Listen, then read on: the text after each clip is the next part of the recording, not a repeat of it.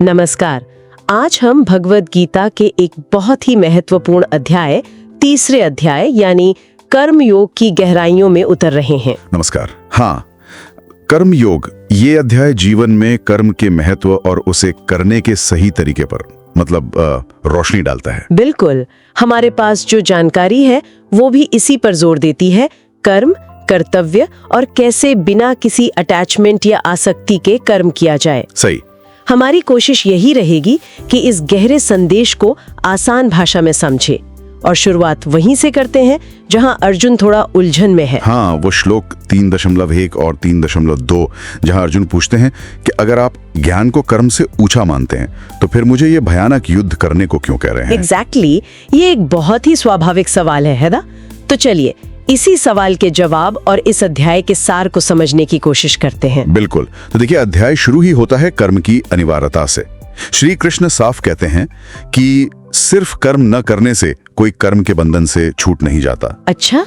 हाँ, और न ही केवल चीजों को छोड़ देने से, त्याग कर देने से कोई सिद्धि या परफेक्शन पा लेता है। कर्म से भागना वो संभव नहीं है। असल में तो कोई भी प्राणी एक पल के लिए भी बिना कर्म किए रह ही नहीं सकता। एक पल के लिए भी नहीं। प्रकृति से पैदा हुए जो गुण हैं, सत्व, रजस, तमस, वो हमें मजबूर करते हैं कर्म करने के लिए। ये हमारी नेचर का हिस्सा है। हाँ, और यहाँ एक तरह की चेतावनी भी दी गई है ना, उन लोगों के लिए जो बाहर से तो दिखाते हैं कि उन्होंने अपनी इंद्रियों को, अपने सेंसेस को वश में कर लिया है। बिल्कुल। पर मन ही मन वो उन्हीं इंद्रियों के विषयों के बारे में, मतलब उन्हीं चीजों के बारे में सोचते रहते हैं। उन्हें क्या कहा गया है? मिथ्याचारी। हाँ, मिथ्याचारी या पाखंडी। मतलब जो सिर्फ दिखावा कर रहा है। सच्चा संयम वो नहीं है। तो फिर सही रास्ता क्या है? वो कौन है जो श्रेष्ठ है? श्रेष्ठ वो है जो मन से इंद्रियों को कंट्रोल करता है और फिर बिना किसी आसक्ति के, मतलब फल की इच्छा के बिना, अपनी कर्मेंद्रियों से कर्म योग का अभ्यास करता है। तो मन का कंट्रोल पहले जरूरी है। बिल्कुल। मन साध लिया तो फिर कर्म सही दिशा में होगा, बिना अटैचमेंट के। और श्री कृष्ण ये भी कहते हैं कि अपना नियत कर्म करना जरूरी है, मतलब जो कर्तव्य हमें मिला है वो करना ही चाहिए। हाँ, क्योंकि कर्म नहीं करेंगे तो शरीर कैसे चलेगा? जीवन का निर्वाह भी तो कर्म पर ही निर्भर है। सही बात है। और यहाँ एक बहुत अहम बात कही गई है, कर्म को यज्ञ की भावना से करने की। यज्ञ, इसका क्या मतलब है यहाँ? यज्ञ का मतलब है एक पवित्र कार्य, एक कर्तव्य जो ईश्वर के लिए या परम सत्य के लिए या लोक कल्याण के लिए किया जाए। इस भावना से किया गया कर्म बंधन नहीं बनता। अच्छा। लेकिन अगर हम सिर्फ अपने स्वार्थ के लिए, अपनी इच्छाओं के लिए कर्म करते हैं तो वही कर्म हमें इस दुनिया में बांध लेता है।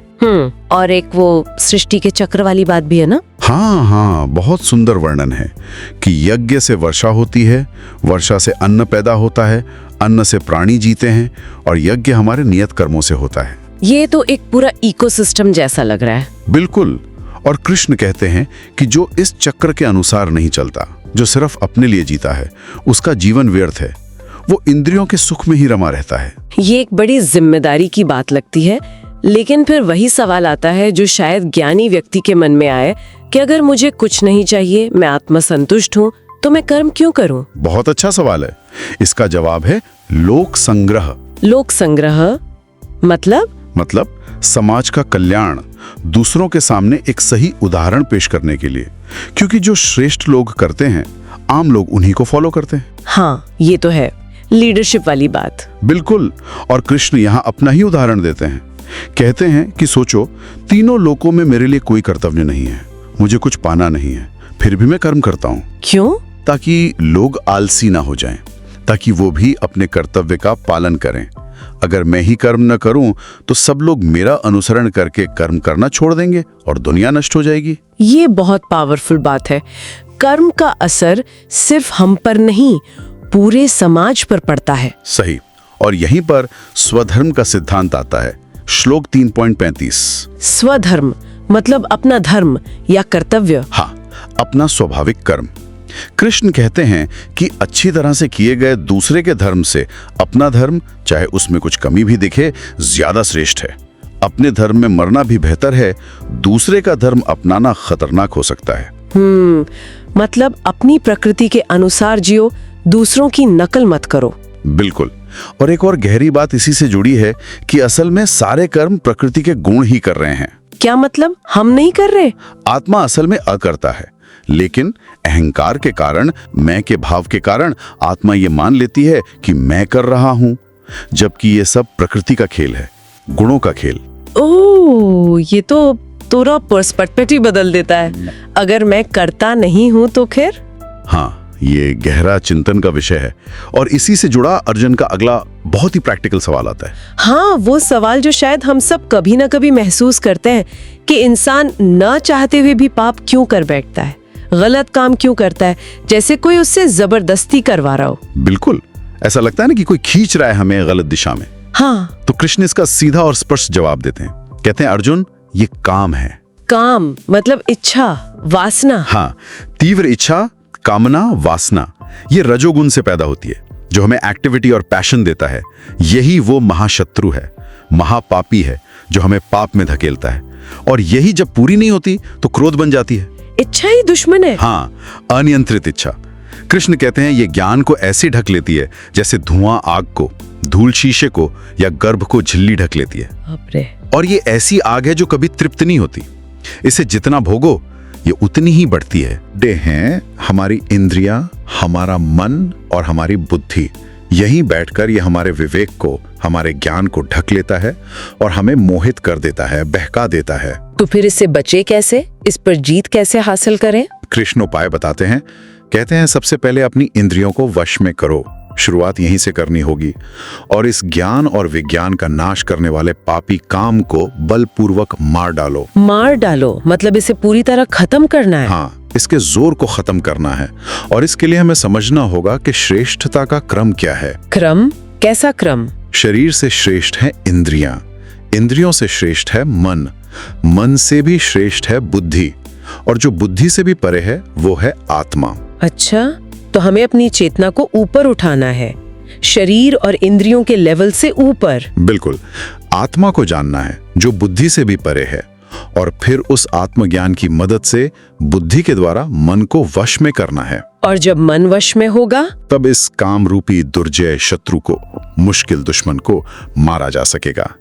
विवेक और आत्मज्ञान ही इसका इलाज है। तो अगर हम इस पूरे अध्याय का सार निकालें तो वो ये होगा कि अपना नियत काम करो, अपना कर्तव्य निभाओ, लेकिन फल की इच्छा या आसक्ति के बिना। सही। और ये समझो कि कर्ता तुम नहीं बल्कि प्रकृति के गुण हैं। इससे अहंकार कम होगा। और सबसे जरूरी, अपनी इच्छाओं को, खासकर इस काम को, अपने विवेक से, अपनी बुद्धि से कंट्रोल में रखो। यही है कर्मयोग, कुशलता से कर्म करने का तरीका। बिल्कुल, कर्म बंधन भी बन सकता है और मुक्ति का साधन भी। ये इस पर निर्भर करता है कि हम उसे कैसे करते हैं। बहुत खूब। और जाते जाते श्रोताओं के लिए एक विचारणीय प्रश्न छोड़ जाते हैं जो श्लोक 3.27 से जुड़ा है। अगर हम ये सच में मान लें कि कर्म वास्तव में प्रकृति के गुण कर रहे हैं, आत्मा नहीं, तो हमारे रोजमर्रा के जीवन में जिम्मेदारी और स्वतंत्रता को देखने का हमारा नजरिया कैसे बदल सकता है। इस पर सोचिएगा जरूर। जरूर सोचिएगा। इसी विचार के साथ आज की ये चर्चा समाप्त करते हैं। धन्यवाद। धन्यवाद। ਸਤਿ ਸ੍ਰੀ ਅਕਾਲ ਜੀ। ਅੱਜ ਆਪਾਂ ਗੀਤਾ ਦੇ ਤੀਜੇ ਅਧਿਆਏ कर्म योग बारे गल करन जा रहे हैं। हाँ जी, सत श्री अकाल। ਇਹ ਅਧਿਆਏ ਮਤਲਬ ਕੰਮ, ਫਰਜ਼ ਤੇ ਉਹਨਾਂ ਨੂੰ ਕਿਵੇਂ ਨਿਭਾਈਏ, ਇਸ ਤੇ ਬਹੁਤ ਡੂੰਘਾਈ ਨਾਲ ਚਾਨਣਾ ਪਾਉਂਦਾ ਹੈ। ਤੇ ਖਾਸ ਕਰਕੇ ਉਹ ਜਿਹੜੀ ਅਰਜੁਨ ਦੀ ਉਲਝਣ ਸੀ ਨਾ ਕਿ ਗਿਆਨ ਵੱਡਾ ਹੈ ਜਾਂ ਫਿਰ ਕੰਮ ਕਰਨਾ, ਉਹਦਾ ਜਵਾਬ ਵੀ ਇੱਥੇ ਮਿਲਦਾ ਹੈ। ਬਿਲਕੁਲ। ਤੇ ਇਹ ਸਿਰਫ ਕੋਈ ਫਿਲਾਸਫੀ ਨਹੀਂ, ਸਾਡੀ ਰੋਜ਼ ਦੀ ਜ਼ਿੰਦਗੀ ਲਈ ਬਹੁਤ ਮਤਲਬ ਪ੍ਰੈਕਟੀਕਲ ਸਲਾਹ ਹੈ ਕਿ ਕੰਮ ਕਰਨਾ ਕਿਉਂ ਜ਼ਰੂਰੀ ਹੈ ਤੇ ਸਹੀ ਤਰੀਕਾ ਕੀ ਹੈ ਤਾਂ ਕਿ ਸ਼ਾਂਤੀ ਮਿਲੇ। ਅੱਛਾ, ਤਾਂ ਫਿਰ ਅਰਜੁਨ ਵਾਲੇ ਸਵਾਲ ਤੋਂ ਹੀ ਸ਼ੁਰੂ ਕਰੀਏ। ਜੇ ਗਿਆਨ ਹੀ ਕਹਿ ਲੋ ਉੱਚਾ ਹੈ, ਫਿਰ ਕ੍ਰਿਸ਼ਨ ਜੀ ਯੁੱਧ ਵਰਗਾ ਇੰਨਾ ਭਿਆਨਕ ਕੰਮ ਕਰਨ ਨੂੰ ਕਿਉਂ ਕਹਿ ਰਹੇ ਨੇ? ਇਹ ਥੋੜਾ ਸਮਝ ਨਹੀਂ ਆਉਂਦਾ ਕਈ ਵਾਰ। ਹਾਂ ਦੇਖੋ, ਸ਼੍ਰੀ ਕ੍ਰਿਸ਼ਨ ਸਮਝਾਉਂਦੇ ਨੇ ਕਿ ਦੋ ਮੁੱਖ ਰਸਤੇ ਹਨ, ਇੱਕ ਗਿਆਨ ਯੋਗ, ਦੂਜਾ ਕਰਮ ਯੋਗ। ਪਰ ਗੱਲ ਇਹ ਹੈ ਕਿ ਕਰਮ ਤੋਂ ਬਚਿਆ ਨਹੀਂ ਜਾ ਸਕਦਾ। ਕੋਈ ਵੀ ਬੰਦਾ ਇੱਕ ਪਲ ਲਈ ਵੀ ਬਿਨਾਂ ਕੰਮ ਕੀਤੇ ਨਹੀਂ ਰਹਿ ਸਕਦਾ। ਅੱਛਾ। ਹਾਂਜੀ, ਕੁਦਰਤ ਦੇ ਜਿਹੜੇ ਗੁਣ ਨੇ, ਸਤਵ, ਰਜਸ, ਤਮਸ, ਉਹ ਸਾਨੂੰ ਮਜਬੂਰ ਕਰਦੇ ਨੇ ਕੰਮ ਕਰਨ ਲਈ। ਇਸ ਲਈ ਜ਼ਿਆਦਾਤਰ ਲੋਕਾਂ ਲਈ ਤੇ ਖਾਸ ਕਰਕੇ ਅਰਜੁਨ ਵਰਗੇ ਯੋਧੇ ਲਈ ਕਰਮ ਯੋਗ ਦਾ ਰਸਤਾ ਹੀ ਠੀਕ ਹੈ। ਪਰ ਫਿਰ ਫਰਕ ਕੀ ਹੋਇਆ ਆਮ ਕੰਮ ਤੇ ਕਰਮ ਯੋਗ ਵਾਲੇ ਕੰਮ 'ਚ? ਫਰਕ ਹੈ ਭਾਵਨਾ ਦਾ। ਮੁੱਖ ਸਿੱਖਿਆ ਹੈ ਨਿਸ਼ਕਾਮ ਕਰਮ, मतलब अपना फर्ज निभाओ, ਪੂਰੀ ਲਗਨ ਨਾਲ, ਪਰ ਫਲ ਕੀ ਮਿਲੇਗਾ ਉਹਦੀ ਚਿੰਤਾ ਜਾਂ ਉਸ ਨਾਲ ਮੋਹ ਨਾ ਰੱਖੋ। ਯਾਨੀ ਕਿ ਨਤੀਜੇ ਦੀ ਪਰਵਾਹ ਨਾ ਕਰੀਏ। ਪਰਵਾਹ ਨਾ ਕਰਨ ਦਾ ਮਤਲਬ ਲਾਪਰਵਾਹੀ ਨਹੀਂ, ਮਤਲਬ ਉਸ ਨਾਲ ਜੁੜਨਾ ਨਹੀਂ, ਉਸ ਦੇ ਚੰਗੇ ਮਾੜੇ ਹੋਣ ਨਾਲ ਆਪਣੀ ਸ਼ਾਂਤੀ ਭੰਗ ਨਹੀਂ ਕਰਨੀ। ਇਹ ਕਰਨ ਨਾਲ ਮਨ ਸ਼ੁੱਧ ਹੁੰਦਾ ਹੈ ਤੇ ਕਰਮ ਫਿਰ ਬੰਧਨ ਨਹੀਂ ਬਣਦਾ। ਠੀਕ ਹੈ ਤੇ ਇਸੇ ਨਾਲ ਜੁੜੀ ਇੱਕ ਹੋਰ ਗੱਲ ਆਉਂਦੀ ਹੈ, ਸਵਧਰਮ, ਯਾਨੀ ਆਪਣੇ ਸੁਭਾਅ ਮੁਤਾਬਿਕ ਕੰਮ ਕਰਨਾ। ਇਹ ਕਿਉਂ ਇੰਨਾ ਜ਼ਰੂਰੀ ਦੱਸਿਆ ਗਿਆ? ਹਾਂ, ਇਹ ਬਹੁਤ ਅਹਿਮ ਹੈ। ਗੀਤਾ 3.35 ਕਿਹਾ ਹੈ ਕਿ ਦੂਜੇ ਦਾ ਕੰਮ ਭਾਵੇਂ ਕਿੰਨਾ ਸੌਖਾ ਜਾਂ ਵਧੀਆ ਲੱਗੇ, ਉਸ ਨੂੰ ਕਰਨ ਨਾਲੋਂ ਆਪਣਾ ਕੰਮ ਭਾਵੇਂ ਥੋੜਾ ਔਖਾ ਜਾਂ ਘੱਟ ਵਧੀਆ ਲੱਗੇ, ਕਰਨਾ ਜ਼ਿਆਦਾ ਚੰਗਾ ਹੈ। ਅੱਛਾ। ਹਰ ਕਿਸੇ ਦੀ ਇੱਕ ਆਪਣੀ ਅੰਦਰੂਨੀ ਬਣਤਰ ਹੁੰਦੀ ਹੈ, ਆਪਣਾ ਸੁਭਾਅ ਹੁੰਦਾ ਹੈ। ਉਸ ਮੁਤਾਬਿਕ ਕੰਮ ਕਰਨਾ ਹੀ ਮਤਲਬ ਕੁਦਰਤੀ ਹੈ, ਸਹੀ ਹੈ। ਆਪਣੇ ਸਵਧਰਮ ਵਿੱਚ ਮਰਨਾ ਵੀ ਬਿਹਤਰ ਹੈ, ਪਰ ਦੂਜੇ ਦਾ ਧਰਮ ਭੈ ਪੈਦਾ ਕਰਦਾ ਹੈ, ਅੰਦਰੂਨੀ ਖਿਚੋਤਾਣ ਪੈਦਾ ਕਰਦਾ ਹੈ। ਮੈਂ ਸਮਝ ਗਿਆ। ਤੇ ਤੁਸੀਂ ਪਹਿਲਾਂ ਨਿਰਸਵਾਰਥ ਕੰਮ ਦੀ ਗੱਲ ਕੀਤੀ ਸੀ, ਤੇ ਗੀਤਾ 'ਚ ਯੱਗ ਸ਼ਬਦ ਵੀ ਆਉਂਦਾ ਹੈ। ਆਮ ਲੋਕ ਤਾਂ ਇਸ ਨੂੰ ਹਵਨ ਵਗੈਰਾ ਸਮਝਦੇ ਨੇ, ਕਿ ਇੱਥੇ ਇਸ ਦਾ ਮਤਲਬ ਕੁਝ ਹੋਰ ਹੈ? ਬਿਲਕੁਲ ਹੋ ਰਿਹਾ, ਮਤਲਬ ਉਸ ਤੋਂ ਕਿਤੇ ਵੱਡਾ ਹੈ। ਹਾਂ, ਪੁਰਾਣੇ ਸਮੇਂ 'ਚ ਯੱਗ ਦਾ ਮਤਲਬ ਵੈਦਿਕ ਰਸਮਾਂ ਸੀ, ਪਰ ਸ਼੍ਰੀ ਕ੍ਰਿਸ਼ਨ ਇਸ ਨੂੰ ਬਹੁਤ ਵਿਸ਼ਾਲ ਅਰਥ ਦਿੰਦੇ ਨੇ। ਕਿਵੇਂ? ਉਹ ਕਹਿੰਦੇ ਨੇ ਕੋਈ ਵੀ ਕੰਮ ਜੋ ਬਿਨਾਂ ਆਪਣੀ ਖੁਦਗਰਜ਼ੀ ਦੇ ਸਮਾਜ ਦੀ ਭਲਾਈ ਲਈ, ਜਿਸ ਨੂੰ ਲੋਕ ਸੰਗ੍ਰਹਿ ਕਿਹਾ ਗਿਆ ਹੈ, ਇੱਕ ਜ਼ਿੰਮੇਵਾਰੀ ਸਮਝ ਕੇ ਤੇ ਰੱਬ ਨੂੰ ਸਮਰਪਿਤ ਭਾਵਨਾ ਨਾਲ ਕੀਤਾ ਜਾਵੇ, ਉਹੀ ਯੱਗ ਹੈ। ਅੱਛਾ, ਯਾਨੀ ਕਿ ਆਪਣਾ ਰੋਜ਼ ਦਾ ਕੰਮ ਵੀ ਯੱਗ ਹੋ ਸਕਦਾ ਹੈ। ਹਾਂਜੀ, ਜੇ ਸਹੀ ਭਾਵਨਾ ਨਾਲ ਕੀਤਾ ਜਾਵੇ। ਗੀਤਾ ਇੱਕ ਸ੍ਰਿਸ਼ਟੀ ਦੇ ਚੱਕਰ ਦਾ ਵੀ ਜ਼ਿਕਰ ਕਰਦੀ ਹੈ, 3.10 ਤੋਂ 3.12। ਯੱਗ ਤੋਂ ਦੇਵਤੇ, ਦੇਵਤਿਆਂ ਤੋਂ ਮੀਂਹ ਤੋਂ ਅੰਨ ਤੋਂ ਜੀਵ। ਜੋ ਇਸ ਚੱਕਰ 'ਚ ਆਪਣਾ ਹਿੱਸਾ ਨਹੀਂ ਪਾਉਂਦਾ, ਸਿਰਫ ਭੂਗਦਾ ਹੈ, ਗੀਤਾ ਉਸ ਨੂੰ ਕਹਿ ਲੋ ਚੋਰ ਕਹਿੰਦੀ ਹੈ।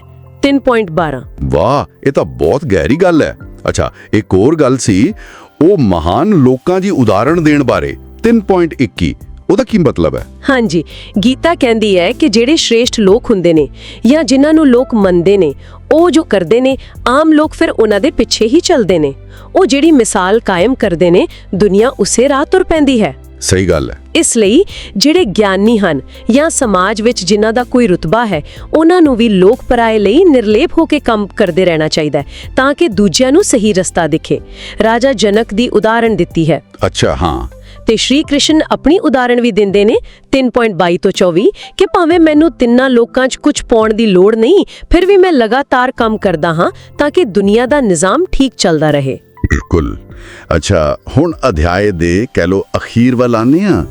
ਅਰਜੁਨ ਇੱਕ ਸਵਾਲ ਪੁੱਛਦਾ ਹੈ, ਜਿਹੜਾ ਸ਼ਾਇਦ ਅਸੀਂ ਸਾਰੇ ਕਦੇ ਨਾ ਕਦੇ ਸੋਚਦੇ ਹਾਂ, ਕਿ ਬੰਦਾ ਨਾ ਚਾਹੁੰਦੇ ਹੋਏ ਵੀ ਪਾਪ ਕਿਉਂ ਕਰ ਬੈਠਦਾ ਹੈ? ਇਹ ਲੱਗਦਾ ਹੈ ਜਿਵੇਂ ਕੋਈ ਜ਼ਬਰਦਸਤੀ ਕਰਵਾ ਰਿਹਾ ਹੋਵੇ। ਹਾਂ, ਇਹ ਬਹੁਤ ਹੀ ਅਹਿਮ ਸਵਾਲ ਹੈ ਤੇ ਸ਼੍ਰੀ ਕ੍ਰਿਸ਼ਨ ਦਾ ਜਵਾਬ ਬਹੁਤ ਸਿੱਧਾ ਤੇ ਸਾਫ਼ ਹੈ। ਉਹ ਕਹਿੰਦੇ ਨੇ ਇਹਦਾ ਕਾਰਨ ਹੈ ਕਾਮ। ਕਾਮ? ਹਾਂ, ਕਾਮ। ਇੱਥੇ ਕਾਮ ਦਾ ਮਤਲਬ ਸਿਰਫ ਇੱਕ ਖਾਸ ਇੱਛਾ ਨਹੀਂ, ਸਗੋਂ ਹਰ ਤਰ੍ਹਾਂ ਦੀ ਤੀਵਰ ਇੱਛਾ, ਲਾਲਸਾ, ਪੈਸ਼ਨ, ਵਾਸਨਾ। ਤੇ ਜਦੋਂ ਇਹ ਪੂਰੀ ਨਹੀਂ ਹੁੰਦੀ ਤਾਂ ਯਹੀ ਫਿਰ ਗੁੱਸੇ ਯਾਨੀ ਕ੍ਰੋਧ 'ਚ ਬਦਲ ਜਾਂਦੀ ਹੈ। ਅੱਛਾ। ਇਸ ਨੂੰ ਗਿਆਨ ਦਾ ਸਭ ਤੋਂ ਵੱਡਾ ਦੁਸ਼ਮਣ ਕਿਹਾ ਗਿਆ ਹੈ। ਇੱਕ ਅੱਗ ਵਾਂਗ ਹੈ ਜੋ ਕਦੇ ਬੁਝਦੀ ਨਹੀਂ ਤੇ ਸਾਡੀ ਸਮਝ, ਸਾਡੀ ਬੁੱਧੀ ਨੂੰ ਟੱਕ ਲੈਂਦੀ ਹੈ, ਪਰਦਾ ਪਾ ਦਿੰਦੀ ਹੈ। ਤੇ ਇਹ ਰਹਿੰਦਾ ਕਿੱਥੇ ਹੈ ਇਹ ਕਾਮ? ਇਹ ਸਾਡੀਆਂ ਇੰਦਰੀਆਂ, ਸਾਡੇ ਮਨ ਤੇ ਸਾਡੀ ਬੁੱਧੀ ਵਿੱਚ ਹੀ ਵਾਸ ਕਰਦਾ ਹੈ। ਇੱਥੇ ਬੈਠ ਕੇ ਸਾਨੂੰ ਗਲਤ ਪਾਸੇ ਲਾਉਂਦਾ ਹੈ। ਤਾਂ ਫਿਰ ਇਸ ਦੁਸ਼ਮਣ ਤੇ ਕਾਬੂ ਕਿਵੇਂ ਪਾਈਏ, ਜੇ ਇੰਨਾ ਤਾਕਤਵਰ ਹੈ? ਗੀਤਾ ਇਸ ਦਾ ਹੱਲ ਵੀ ਦੱਸਦੀ ਹੈ। ਇੱਕ ਤਰੀਕਾ ਹੈ, ਦੇਖੋ ਇੰਦਰੀਆਂ ਤਾਕਤਵਰ ਨੇ ਜੀ, ਪਰ ਉਹਨਾਂ ਤੋਂ ਉੱਤੇ ਮਨ ਹੈ। ਹਾਂਜੀ। ਮਨ ਤੋਂ ਵੀ ਉੱਤੇ ਬੁੱਧੀ ਹੈ, ਯਾਨੀ ਸਾਡੀ ਸਮਝ, ਸਾਡੀ ਸੋਚਣ ਦੀ ਸ਼ਕਤੀ। ਹਾਂਜੀ। ਤੇ ਬੁੱਧੀ ਤੋਂ ਵੀ ਪਰੇ ਸਭ ਤੋਂ ਉੱਚੀ ਆਪਣੀ ਆਤਮਾ ਹੈ, ਆਪਣਾ ਅਸਲੀ ਮੈਂ। ਠੀਕ। ਇਸ ਲਈ ਸਭ ਤੋਂ ਪਹਿਲਾਂ ਤਾਂ ਆਪਣੀਆਂ ਇੰਦਰੀਆਂ ਨੂੰ ਕਾਬੂ ਕਰਨਾ ਸਿੱਖਣਾ ਪੈਣਾ।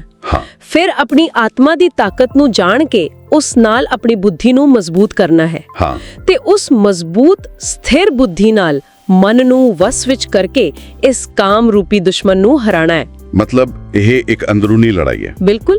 ਤੇ ਇਸ ਵਿੱਚ ਸ਼ਰਧਾ, ਆਪਣੇ ਕੰਮ ਪ੍ਰਤੀ ਬਿਨਾਂ ਫਲ ਦੀ ਇੱਛਾ ਕੰਮ ਕਰਨਾ ਤੇ ਕਿਸੇ ਨਾਲ ਈਰਖਾ ਨਾ ਕਰਨਾ, ਇਹ ਚੀਜ਼ਾਂ ਮਦਦ ਕਰਦੀਆਂ ਨੇ। ਤਾਂ ਜੇ ਆਪਾਂ ਸਾਰੀ ਗੱਲ ਨੂੰ ਸਮੇਟੀਏ, ਹਾਂਜੀ। ਇਸ ਤੀਜੇ ਅਧਿਆਇ ਦਾ ਮੁੱਖ ਸੰਦੇਸ਼ ਇਹ ਹੋਇਆ ਕਿ ਕੰਮ ਕਰਨਾ ਤਾਂ ਜ਼ਰੂਰੀ ਹੈ, ਬਿਲਕੁਲ। ਇਸ ਤੋਂ ਭੱਜਿਆ ਨਹੀਂ ਜਾ ਸਕਦਾ, ਹਾਂਜੀ। ਪਰ ਇਸ ਨੂੰ ਆਪਣੇ ਸਵਧਰਮ ਅਨੁਸਾਰ ਨਤੀਜੇ ਦੀ ਚਿੰਤਾ ਕੀਤੇ ਬਿਨਾ ਬਿਲਕੁਲ। ਨਿਸ਼ਕਾਮ ਭਾਵ ਨਾਲ ਤੇ ਇੱਕ ਯੱਗ, ਇੱਕ ਸੇਵਾ ਸਮਝ ਕੇ ਕਰਨਾ ਚਾਹੀਦਾ।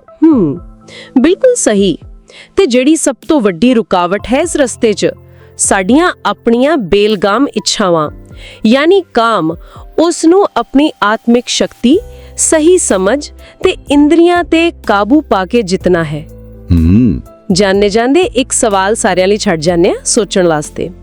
ਜੇ ਅਸੀਂ ਸੱਚਮੁੱਚ ਇਹ ਸਮਝ ਜਾਈਏ ਕਿ ਕਿਵੇਂ ਸਾਡੀਆਂ ਇਹ ਇੱਛਾਵਾਂ, ਇਹ ਕਾਮ ਸਾਡੀ ਸੋਚ, ਸਾਡੇ ਫੈਸਲਿਆਂ ਤੇ ਪਰਦਾ ਪਾ ਦਿੰਦਾ ਹੈ, ਤਾਂ ਕੀ ਇਹ ਸਮਝ ਸਾਡੇ ਰੋਜ਼ ਦੇ ਕੰਮਾਂ, ਸਾਡੇ ਰਿਸ਼ਤਿਆਂ ਤੇ ਸਾਡੇ ਟੀਚਿਆਂ ਨੂੰ ਦੇਖਣ ਤੇ ਨਿਭਾਉਣ ਦਾ ਤਰੀਕਾ ਬਦਲ ਨਹੀਂ ਦੇਵੇਗੀ?